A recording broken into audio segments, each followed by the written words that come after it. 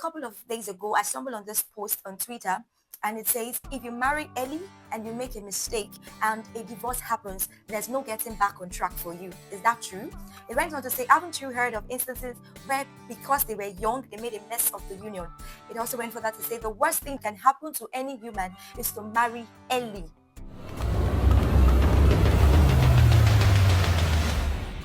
Hello, Power Couple Nation. Welcome to another amazing episode of the Power Couple Podcast, where we share relevant content on family, faith, and finance geared towards building kingdom marriages. Today, we'll be shifting a bit to benefit both the yet to be married and the married in this podcast, because we've had a lot of people say, I'm not married, why should I follow your podcast? And we told them, okay, don't worry, to be covering content that benefit both the yet to be married and also the married. So that is what we'll be looking into today. So today's topic is too early or too late or just in time. When exactly is the right time to get married? A lot of people have approached us and asked us these questions, and then we get to interact with them, and we find out that they don't even really understand most of these things. So we'll be addressing it today. For some guys, they will say, oh, I need to have money. My money is important, not a problem. Others will say, I've not found, and they are in several relationships, and they say, I've not found who is the person. At what point would you say that you are now ready? So this podcast today will be addressing some of this issue. But before we go into the conversation, a couple of days ago, I stumbled on this post on Twitter, and it says, if you marry early and you make a mistake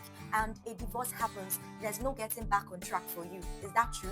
It went on to say, haven't you heard of instances where because they were young, they made a mess of the union?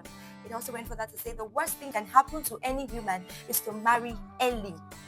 You will lose focus. It also went on to say, do you know that the reason why we have more problems in marriages is because people are not mentally grown in age and other areas? So all of this will be giving direction to our conversation today. Too early, too late, or just in time. So if you're yet to be married, this is a timely one for you. But if you're also married, there are other areas that you can also learn and benefit from today's topic. When versus the why.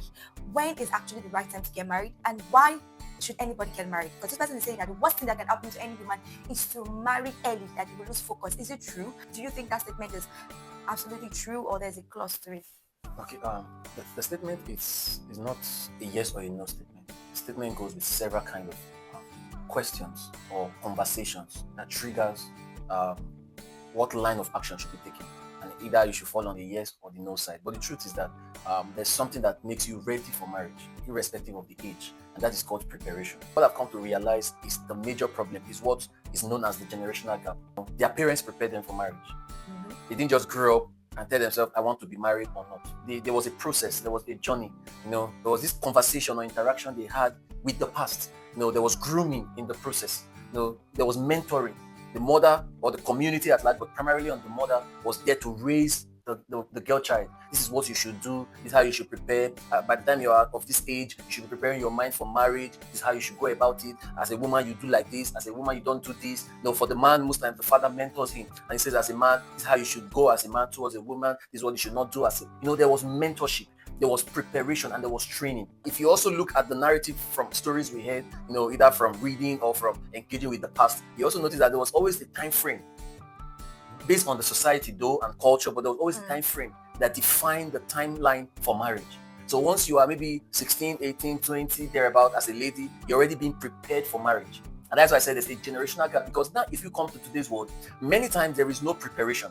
In short, as a matter of fact, many parents even see it to be erroneous to be preparing their child for marriage. Why? Because they feel like, I had reasons against my own experience or family experiences, so I should allow them, when they are adult, they'll make their own decision. Now, in as much as that has a good side to it, but it has a clause.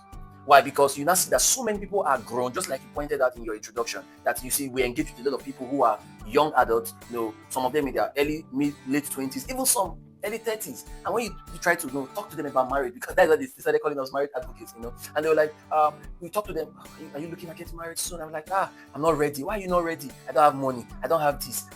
So you start wondering what formed the basis of that narrative. So you see that somehow upbringing, the environment, the society today begins to dictate to them what should define the timeline.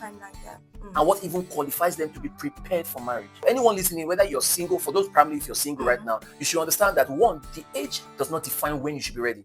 At least by law in Nigeria, once you're 18 years, you're an adult. So if you commit a crime, they don't send you go juvenile, they'll send you to prison. You understand? So you see that by the law, by 18, you are seen as an adult, whether you were prepared or not for adulthood or not. You are seen as an adult. So that defines the fact that by societal factors in Nigeria as a country or by many nations in the world. Society has conditioned us to see marriage as a need for procreation. Marriage has been conditioned to be seen as a need for Companionship. will I even say companionship? Okay. I don't want to be alone. I don't want to be alone. Okay, let's put that on the scale. But the truth is that marriage in itself was not even designed solely for those reasons. I've always said it that marriage was not created because God just wanted it to have a companion. Preach, my man of God. That is not the sole reason. It could sound like that, especially if you're a believer watching. You may say, but in Genesis, God said Adam was alone. That is not the reason. It's not because Adam was alone. That was why. I keep saying it because if procreation was the core of the creation of Eve for Adam, why did they not have children in the garden? Or you thought it was a 24 hours experience? They just created Eve and then they just ate apple. It's not even apple as a matter of fact, but we keep saying it's apple. They just ate the fruit and they just sinned and they just drove there. No, it didn't happen in 25. It took years. There was no child in the garden. They had children. They started having children when they were chased out of the garden. Yeah. So you see that in as much as we understand the beauty of having children. So I'm not saying having children is bad. So you're not saying because they're not get children, I have children, I have two. And I love my children. So it's not about having children. Having children is beautiful. But the core to marriage, even if you look at it from the New Testament or the Old Testament, just like Paul stated in 1 Corinthians 7 and in Ephesians also, you see the core of God's desire for marriage. And the core is hidden in God's plans for your life. So getting married without even knowing who you are, it's a wrong combination. I said it I think in our last video, getting married on purpose is the full beautiful reason why you will stay true.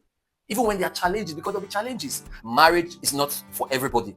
But for those who want to be married, you must understand that beyond just being prepared for marriage, what exactly are you preparing for?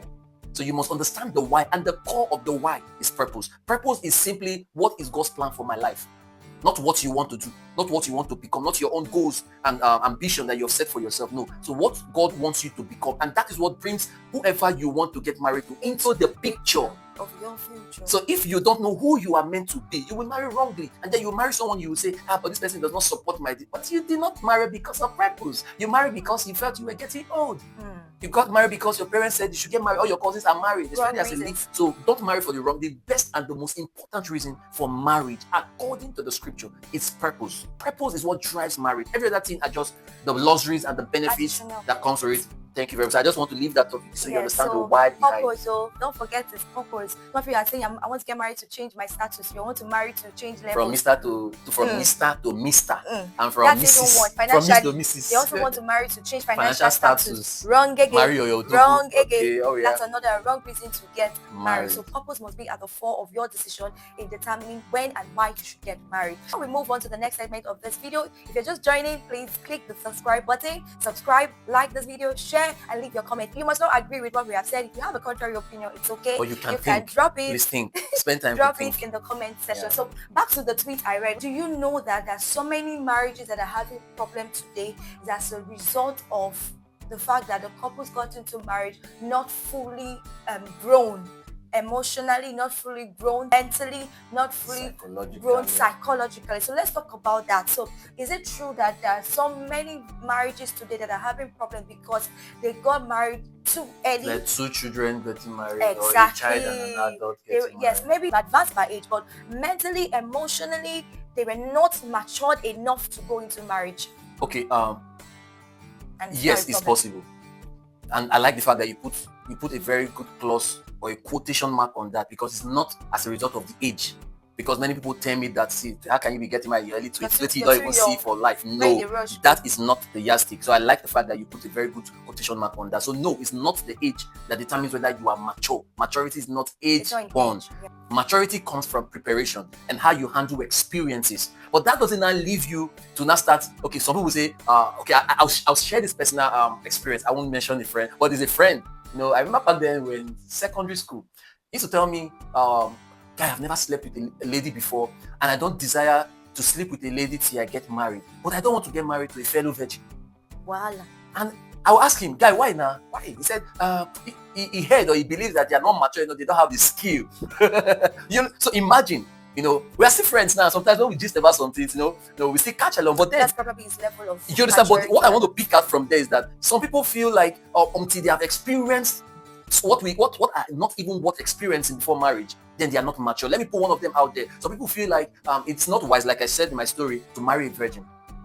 Some guys and even some ladies, because in their mind that person is naive, he won't do what they want because they have been exposed. But do you know why the Bible says you should keep yourself one or to another? Because when you get married together as novices, all your experiences are built around each other. So you see the benefit now. There is no downside to it because you don't know anything to compare with. There's no experience to compare. So if that is your yardstick for grading someone who is not mature, that is a poor way of grading. No, that's not what maturity is built on. Marriage does not necessarily mean your parents or the or your people or the family should define, okay, by the time you're 20, by the time you're 30. No, it just simply means that there should be a little bit of coaching as time progresses. You should, yes, be left alone to make a decision at the right time you feel you want to get into it. But as a factor called preparation, it should not be something to be left to chance. It should not be something that should be left to, okay, I'm now 30. Okay, I think I'm not ready. Okay, so what should I now do? No, that is living life to chances. So we are not saying once you are 18 years, you can't get married. No, don't get it wrong. We're not saying once you're 25, as a man or as a woman, you must be married. No, they're not saying once you're 28, 29, 30. You can even choose to say, okay, because of the pursuit of my ambition, for whatever reason, I want to attain this certain height, before I get married. That is your choice. Nobody discriminates against that. And if that will make you get into your late 20s, your 30s, if for some people in rare occasion, maybe even get them into their 40s, they might say, okay, no, I want to get to the peak of my pursuit before I want to get married. That's your decision to make. But we are looking at it from the angle of preparation. So it should not be that it is now when you think you are ready that you want to start preparing yourself. That is the clause we are looking at. So preparation should be not just left to you. I still feel, yes, there may be downsides to the grooming methodology. Those who had that, well, let's say the negative side of it, when they had to be prepared for marriage, handed over early, handed over to the wrong persons. I know those are some of the things we heard or we see or the stories we read. I got married to someone I really did not love. I just learned to love him just because my family paired us together. Matchmaking. We understand that those were some of the I don't want to use the word negative because I believe there were some persons who got matchmade like that, but they still loved, and they still got happy that I met this person. I'm married to this person and we have a fantastic life together. So I'm not going to say it's negative. I'm just going to say maybe it didn't favor some didn't like it. Even for in our generation where people now choose who they want to get married without the interference of their family, is it now still 100% excellent? No. So you see that everything that's why I said it's not a yes or a no response. It has to do with the conversation that leads to that. So are you prepared? Are you preparing your mind? Whether you want to be a PhD holder as a career educator before you want to settle down, are you preparing yourself? There's always a journey to a destination. So before you get to your destination, you will have prepared yourself before time. So what I'm encouraging you to do is, irrespective of the time frame you think you want to be ready for marriage. Nobody's forcing you to marriage. I don't enjoy forceful relationship and marriage. I don't even preach it. But what I'm preaching is always be prepared. Always be prepared. Prepare yourself. And how do you prepare yourself? For some people we ask, read books. The truth is that one of the best way to fine-tune your intelligence level on the subject matter is reading. For some who claim I don't know how to read books, listen to podcasts, listen to teachings around that topic, watch videos. Now you can watch videos on everything, just the way you're watching our video now on this topic. So you can watch videos, you can listen to materials. There are materials out there. Read, study, accumulate the right kind of knowledge, just so that you can be well prepared and equipped for the future that you desire. So it's okay now to say that it is not about the when or the why, because as a matter of fact, the why is even more important than the when. So many of us, so many young people are missing it. The why is more important than the when. So the conversation you should be having is that, like you said, is in line with preparation. How prepared I am. Am I working in alignment with my purpose? This person I want to get married to, are we in our purpose in alignment? Yes. Am I somebody that has built my emotional intelligence? Do I love sacrificially? Those are the things that you face in marriage. These are the ways that you should be building capacity and be preparing yourself. So why the when? There is no specific timeline to when somebody should get married. Don't say, as a lady, my biological clock is ticking. My pastor's wife will tell me, if your biological clock is ticking, bring it down and remove the battery, because it is not a race. Marriage is not a race. And if you're building a kingdom marriage, it is not a race against age. It's being prepared and in alignment with your purpose. So answer the question when versus why. There is no when. It is the time that you're prepared, like he has said, and the why you're even getting married. Why am I getting married to that person is even more important than the why. Okay, so let me speak to the why briefly, just before we move to the next point. Yes, I spent a lot of time to buttress the point on the when, because I know many times the when is what many people focus on today than even understanding the why. So the when is what puts pressure on people also, who probably they feel like, I'm already in my 30s, I'm already in my late 20s, there is no suitor coming in, or I'm not getting married, nobody is coming, especially for a lady or for a guy, so I'm not seeing the kind of woman I want.